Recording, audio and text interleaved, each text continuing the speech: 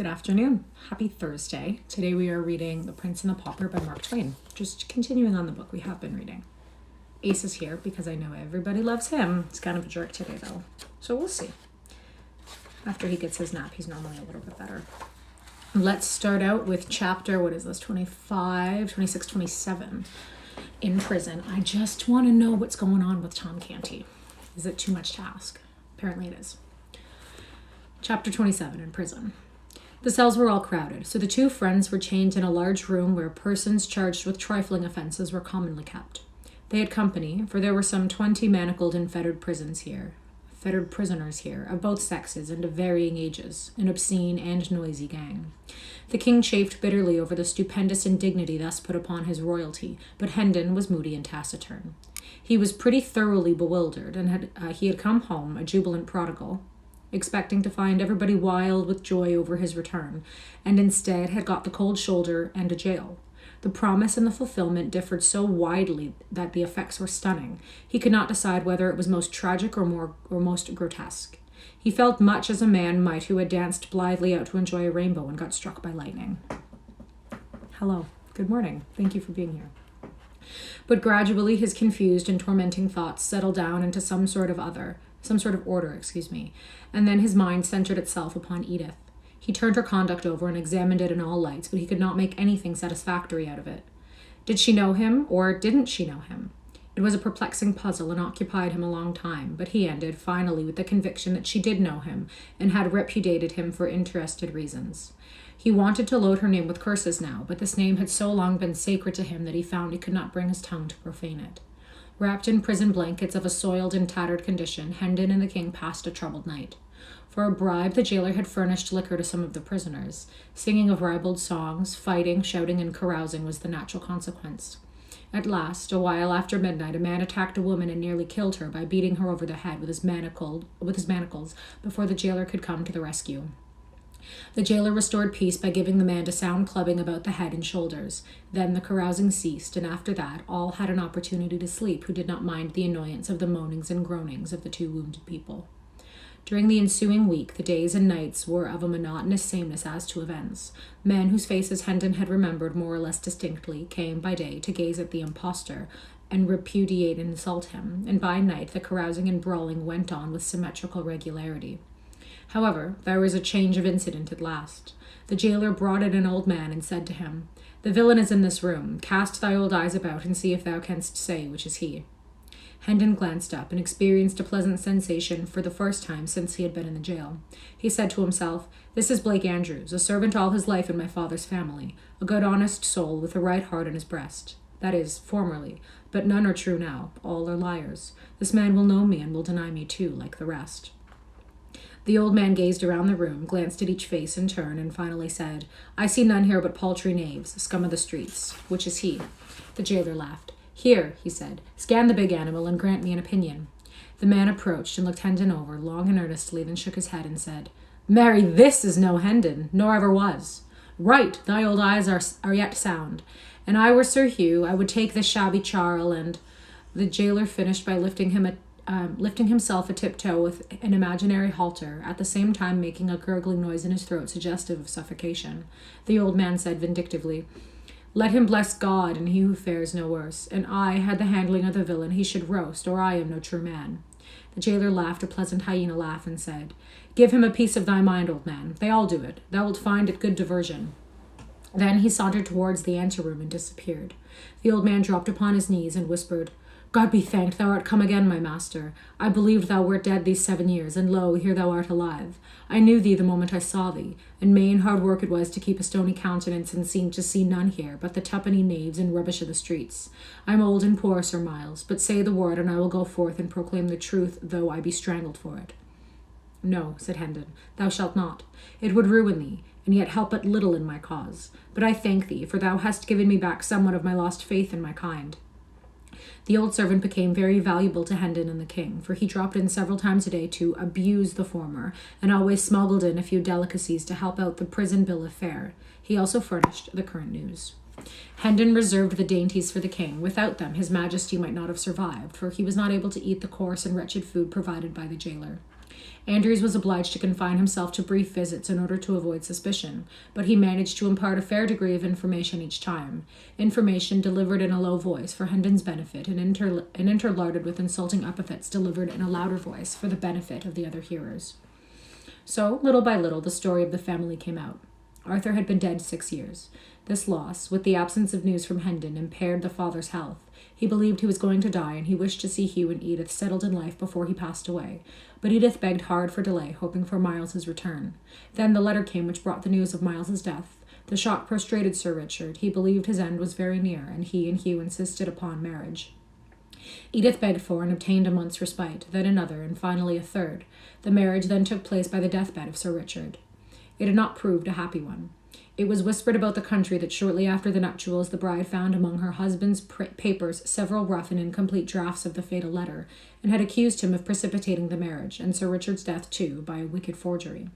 Tales of cruelty to the Lady Edith and the servants were to be heard on all hands, and since the father's death Sir Hugh had thrown off all soft disguises and become a pitiless master towards all who in any way depended upon him and his domains for bread.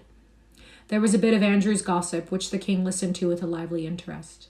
There is rumour that the king is mad, but in charity forbear to say I mentioned it, for 'tis death to speak of it, they say.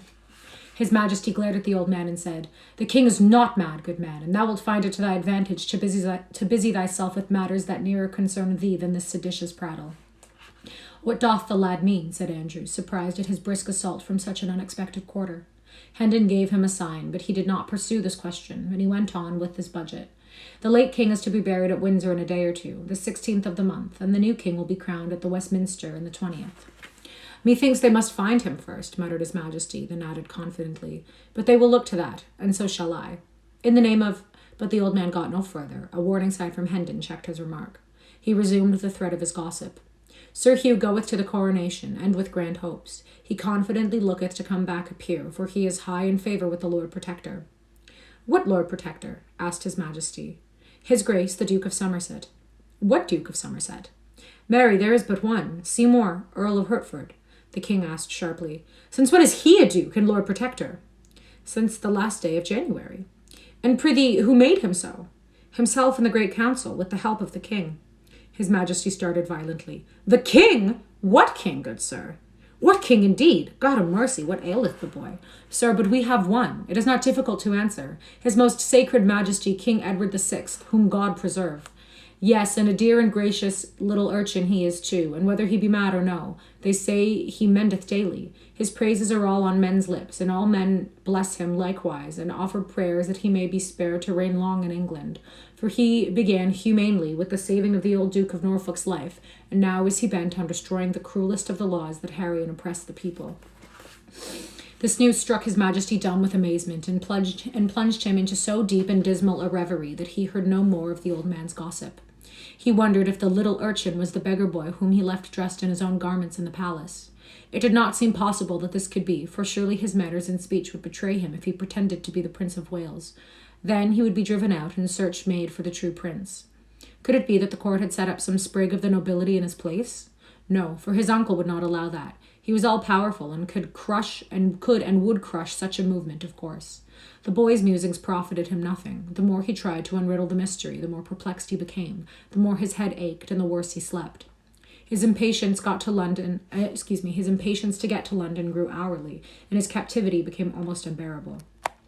Hendon's arts all failed with the king. He could not be comforted, but a couple of women who were chained near him succeeded better. Under their gentle ministrations he found peace and learned a degree of patience. He was very grateful and came to love them dearly and to delight in the sweet and soothing influence of their presence. He asked them why they were in prison, and they said they were Baptists, and he smiled and inquired, Is that a crime to be shut up for in a prison? Now I grieve, for I shall lose thee. They will not keep you long for such a little thing. They did not answer, and something in their faces made him uneasy. He said eagerly, You do not speak. Be good to me and tell me. There will be no other punishment? Prithee, tell me there is no fear of that. They tried to change the topic, but his fears were aroused, and he pursued it. Will they scourge thee? No, they would not be so cruel. Say they would not. Come, they will not. Will they? The women betrayed confusion and distress, but there was no avoiding an answer, so one of them said, in a voice choked with emotion, Oh, thou wilt break our hearts, thou gentle spirit. God will help us to bear our... It is a confession, the king broke in. Then they will scourge thee, the stony-hearted wretches. But oh, thou must not weep. I cannot bear it. Keep up thy courage. I shall come to mine own in time to save thee from this bitter thing, and I will do it. When the king awoke in the morning, the women were gone. They are saved, he said joyfully, then added despondently. But woe is me, for they were my comforters. Each of them had left a shred of ribbon pinned to his clothing in token of remembrance. He said he would keep these things always, and that soon he would seek out these dear good friends of his and take them under his protection. Just then the jailer came in with some subordinates and commanded that the prisoners be conducted to the jail yard.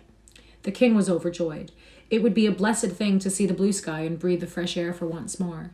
He fretted and chafed at the slowness of the officers, but his turn came at last, and he was released from his staple in order to follow the other prisoners with Hendon. The court or quadrangle was stone-paved and open to the sky. The prisoners entered it through a massive archway of masonry, and were all placed in files, standing with their backs against the wall. A rope was stretched in front of them, and they were also guarded by the officers. It was a chill and lowering morning, and a light snow which had fallen during the night lightened the great empty space and added to the general dismalness of its aspect. Now and then a wintry wind shivered through the place and sent the snow eddying hither and thither. Doesn't say what month this is, eh? Just curious. In the center of the court stood two women chained to posts. A glance showed the king that these were his good friends. He shuddered and said to himself, Alack, they are not gone free as I had thought. To think that such as these should know the leash. In England, aye, there's the shame of it. Not in heatheness Christian England. They will be scourged, and I, whom they have comforted and kindly entreated, must look on and see their great wrong done. It is strange, so strange that I, the very source of power in this broad realm, am helpless to protect them. But let these miscreants look well to themselves, for there is a day coming when I will require of them a heavy reckoning for this work. For every blow they strike now, they shall feel 100 then. A great gate swung open, and a crowd of citizens poured in. They flocked around the two women and hid them from the king's view. A clergyman entered and passed through the crowd, and he was also hidden. The king now heard talking back and forth, as if questions were being asked and answered, but he could not make out what was said. Next there was a great deal of bustle and preparation, and much passing and repassing of officials through that part of the crowd that stood on the further side of the women, and whilst this proceeded, a deep hush gradually fell upon the people. Now, by command, the masses parted and fell aside, and the king saw a spectacle that froze the marrow in his bones. Faggots had been piled about the women, and a kneeling man was lighting them. Faggots are like sticks of wood. Or like matches. The women bowed their heads and covered their faces with their hands. The yellow flames began to climb upward among the snapping and crackling faggots, and wreaths of blue smoke to stream away on the wind. The clergyman lifted his hands and began a prayer. Just then, two young girls came flying through the great gate, uttering piercing screams, and threw themselves upon the women at the stake. Instantly they were torn away by the officers, and one of them was kept in a tight grip, but the other broke loose, saying she would die with her mother, and before she could be stopped she was flung her arms around her mother's neck again. She was torn away once more, and with her gown on fire. 2 or 3 men held her, and the burning portion of her gown was snatched off and thrown flaming aside, she struggling all the while to free herself, and saying she would be alone in the world now, and begging to be allowed to die with her mother. Both the girls screamed continually and fought for freedom, but suddenly this tumult was drowned under a volley of heart-piercing shrieks of mortal agony. The king glanced from the frantic girls to the stake, then turned away and leaned his ashen face against the wall and looked no more. He said, That which I have seen in that one little moment will never go out from my memory, but will abide there, and I shall see it all the days, and dream of it all the nights till I die. Would God I had been blind. Hendon was watching the king. He said to himself with satisfaction, His disorder mendeth, he hath changed, and groaneth gentler. If he had followed his wont, he would have stormed at these varlets, and said he was king, and commanded that the women be turned loose unscathed. Soon his delusion will pass away and be forgotten, and his poor mind will be whole again. God speed the day. That same day several prisoners were brought in to remain overnight, who were being conveyed under guard to various places in the kingdom to undergo punishment for crimes committed. The king conversed with these. He had made it a point from the beginning to instruct himself for the kingly office by questioning prisoners whenever the opportunity offered, and the tale of their woes wrung his heart. One of them was a poor half-witted woman who had stolen a yard or 2 of cloth from a weaver. She was to be hanged for it. Another was a man who had been accused of stealing a horse. He said that the proof had failed, and he had imagined he was safe from the halter. But no, he was hardly free before he was arraigned for killing a deer in the king's park. This was proved against him, and now he was on his way to the gallows. There was a tradesman's apprentice whose case particularly distressed the king. This youth said he found a hawk one evening that had escaped from its owner, and he took it home with him, imagining himself entitled to it. But the court convicted him of stealing it and sentenced him to death. The king was furious over these inhumanities and wanted Hendon to break jail and fly with him to Westminster so that he could mount his throne and hold out a scepter in mercy over these unfortunate people and save their lives. Poor child, sighed Hendon. These woeful tales have brought this malady upon him again. Alack, but for this evil hap, he would have been well in a little time. Hello. Among these prisoners was an old lawyer, a man with a strong face and dauntless mind. 3 years past, he had written a pamphlet against the Lord Chancellor, accusing him of injustice, and had been punished for it by the loss of his ears and the pillory and degradation from the bar, and in addition had been fined £3,000 and sent into imprisonment for life.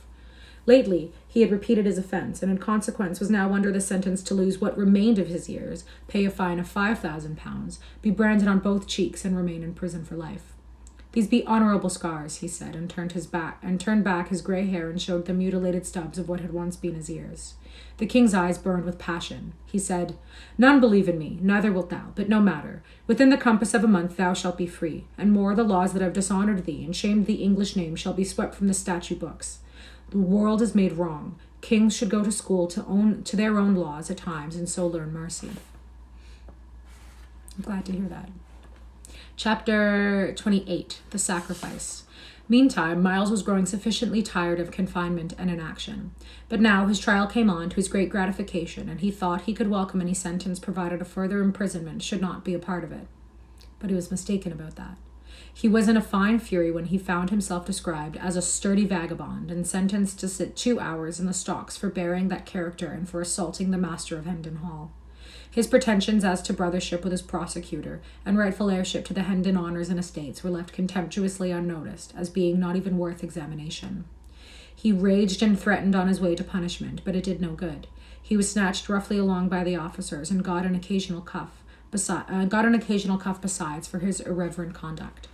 The king could not pierce through the rabble that swarmed behind, so he was obliged to follow in the rear, remote from his good friend and servant. The king had been nearly condemned to the stocks himself for being in such bad company, but had been left off with a lecture and a warning in consideration of his youth.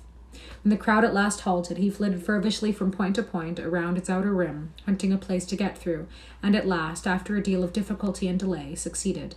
There sat his poor henchman in the degrading stocks, the sport and butt of a dirty mob, he, the body servant of the King of England. Edward had heard the sentence pronounced, but he had not realized the half of what it meant. Hello.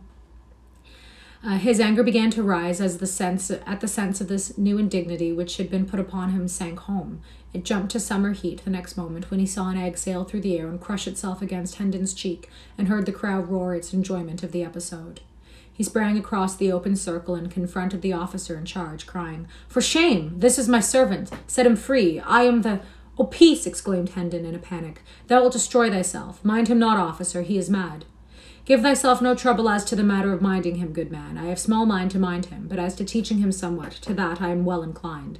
He turned to a subordinate and said, "Give the little fool a taste or two of the lash to mend his manners." "Half a dozen will better serve his turn," suggested Sir Hugh, who had ridden up a moment before to take a passing glance at the proceedings. I had a mosquito bite on my neck the other day. The king was seized. He did not even struggle, so paralyzed was he with the mere thought of the monstrous outrage that was proposed to be inflicted upon his sacred person. History was already defined with the record of the scourging of an English king with ships. It was an intolerable reflection that he must furnish a duplicate of that shameful page. He was in the toils. There was no help for him. He must either take this punishment or beg for its remission. Hard conditions. He would take the stripes. A king must do that, but a king could not beg. But meantime, Miles Hendon was resolving the difficulty. "Let the child go," said he, "ye heartless dogs. Do ye not see how young and frail he is? Let him go. I will take his lashes." "Marry, a good thought, and thanks for it," said Sir Hugh, his face lightening with a sardonic satisfaction. "Let the little beggar go, and give this fellow a dozen in his place, an honest dozen, well laid on." The king was in the act of entering a fierce protest, but Sir Hugh silenced him with the potent remark, "Yes, speak up, do, and free thy mind. Only mark thee, that for each word you utter, he shall get 6 strokes the more." Hendon was removed from the stocks and his back laid bare, and whilst the lash was applied, the poor little king turned away his face and allowed unroyal tears to channel his cheeks unchecked. "O brave good heart," he said to himself, "this loyal deed shall never perish out of my memory. I will not forget it, and neither shall they," he added with passion. Whilst he mused, his appreciation of Hendon's magnanimous conduct grew to greater and still greater dimensions in his mind, and so also did his gratefulness for it. Presently he said to himself, "Who saves his prince from wounds and possible death, and this he did for me, performs high service. But it is little, it is nothing, less than nothing, when 'tis weighted against the act of him who saves his prince for shame." Hendon made no outcry under the scourge, but bore the heavy blows with soldierly fortitude. This, together with his redeeming the boy by taking his stripes for him, compelled the respect of even that forlorn and degraded mob that was gathered there, and its gibes and hootings died away, and no sound remained but the sound of the falling blows. The stillness that pervaded the place, when Hendon found himself once more in the stocks, was in strong contrast with the insulting clamour which had prevailed there so little a while before. The king came softly to Hendon's side and whispered in his ear, "Kings cannot ennoble thee, thou good, great soul, for one who is higher than kings hath done that for thee. But a king can confirm thy nobility to men." He picked up the scourge from the ground, touched Hendon's bleeding shoulders lightly with it, and whispered, "Edward of England dubs thee earl." Hendon was touched. The water welled to his eyes, yet at the same time the grisly humour of the situation and circumstances so undermined his gravity that it was all he could do to keep some sign of his inward mirth from showing outside. To be suddenly hoisted, naked and gory, from the common stocks to the alpine altitude and splendour of an earldom seemed to him the last possibility in the line of grotesque.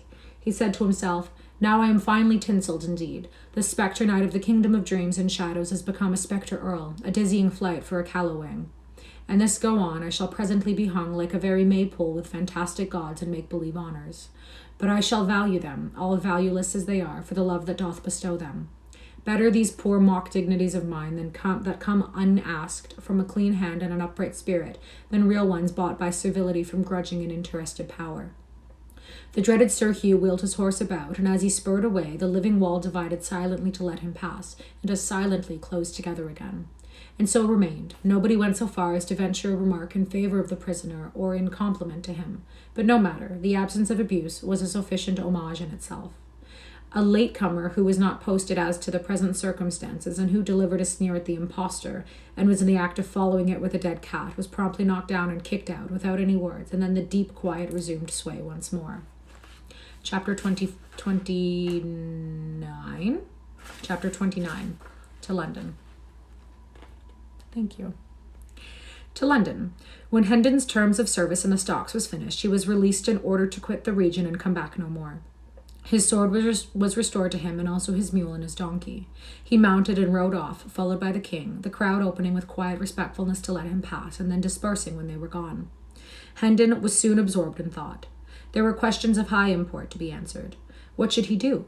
Whither should he go? Powerful help must be found somewhere, or he must relinquish his inheritance and remain under the imputation of being an impostor besides. Where could he hope to find this powerful help? Where, indeed? It was a knotty question. By and by, a thought occurred to him which pointed to a possibility. The slenderest of slender possibilities, certainly, but still worth considering, for lack of any other that promised anything at all. He remembered what old Andrews had said about the young king's goodness and his generous championship of the wronged and fortunate. Why not go and try to get speech of him and beg for justice? Yes, but could so fantastic a pauper get admission to the august presence of a monarch? Never mind. Let that matter take care of itself. It was a bridge that would not need to be crossed till he should come to it. He was an old campaigner and used to inventing shifts and expedients. No doubt he would be able to find a way. Yes, he would strike for the capital. Maybe his father's old friend Sir Humphrey Marlowe would help him. Good old Sir Humphrey, head lieutenant of the late king's kitchen or stables or something. Miles could not remember just what or which. Now that he had something to turn his energies to, a distinctly defined object to accomplish, the fog of humiliation and depression which had settled down upon his spirits lifted and blew away, and he raised his head and looked about him. He was surprised to see how far he had come. The village was away behind him. The king was jogging along in his wake with his head bowed, for he too was deep in plans and thinkings. A sorrowful misgiving clouded Hendon's newborn cheerfulness.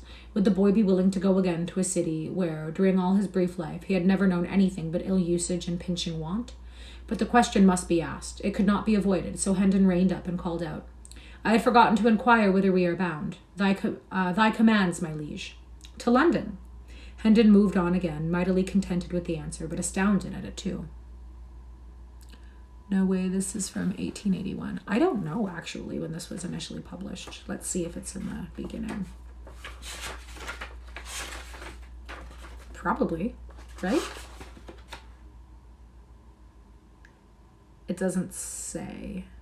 It just says this version was printed in 2018, which obviously this story wasn't. That's so interesting. Thank you. Google does. Okay, I believe you. I believe you.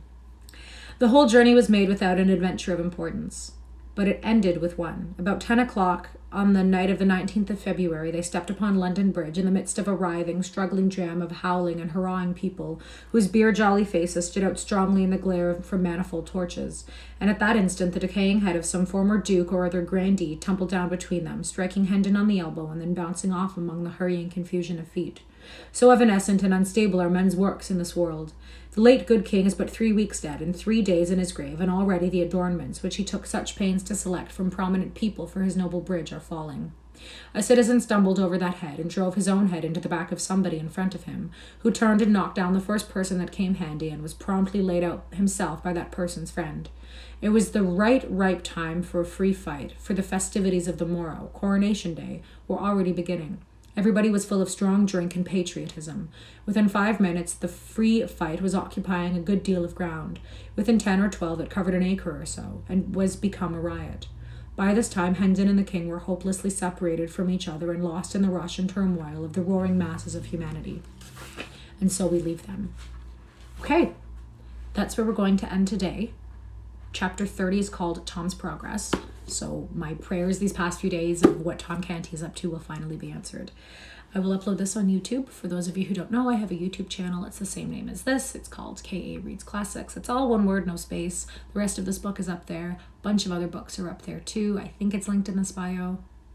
I don't really know how that works. Anyways, I hope everyone has a fantastic day.